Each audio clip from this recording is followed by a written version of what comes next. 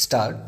अध्यक्ष महोदय, मैं कल कह रहा था कि वित्त मंत्री जी ने जिस संदर्भ में यह बजट प्रस्तुत किया है और जिन परिस्थितियों की पृष्ठभूमि में वित्त मंत्री का भार संभाला है, उस दृष्टिकोण से यदि इस बजट को देखें तो हम इस परिणाम पर पहुंचेंगे कि वित्त मंत्री जी ने निश्चित तौर पर ऐसा काम किया है जिसके लिए वे धन्यवाद के पात्र हैं।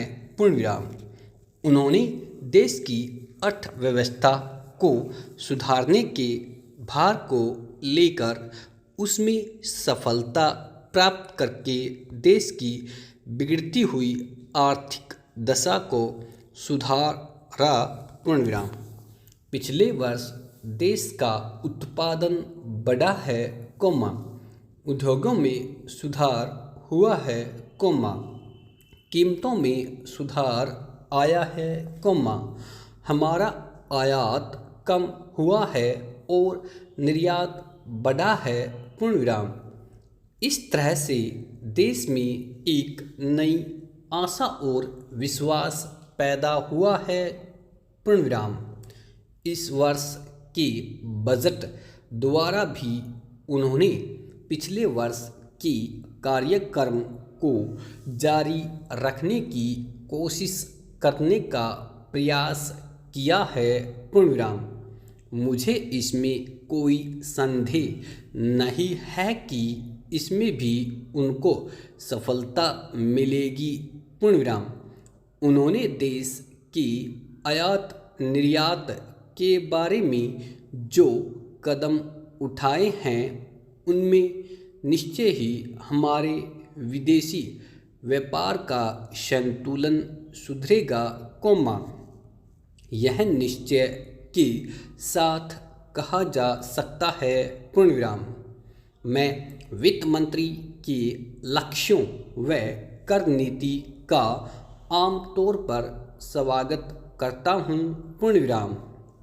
यद्यपि मैं मानता हूँ कि इस कर व्यवस्था के द्वारा मध्य वर्ग पर बोझा पड़ेगा, परंतु इस देश में हमें पंचवर्षीय योजनाओं को जारी रखना है, इसलिए उस संदर्भ में हमें आर्थिक साधन जुटाने पड़ेंगे, और ऐसी दशा में जो लोग इस देश में ऐसी स्थिति में हैं जो कष्ट उठाकर के भी कुछ दे सकते हैं, उनको देश के लिए देना ही पड़ेगा।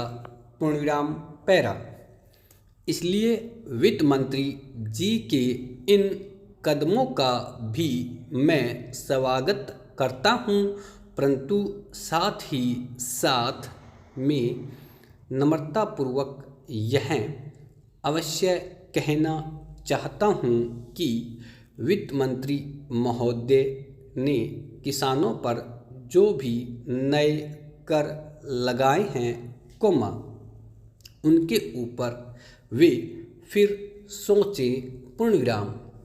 मेरी मान्यता के अनुसार वित्त मंत्री द्वारा खाद पर जो कर लगाया गया है, जो शुल्क लगाया गया है, वह एक ऐसा कार्य है जिससे इस देश का विकास रुकने वाला है।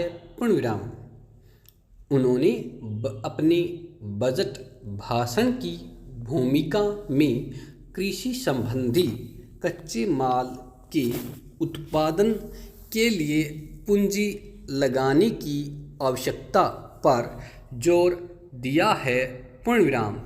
उनकी स्वयं की यह मान्यता है कि कृषि का उत्पादन बढ़ाना बहुत आवश्यक है।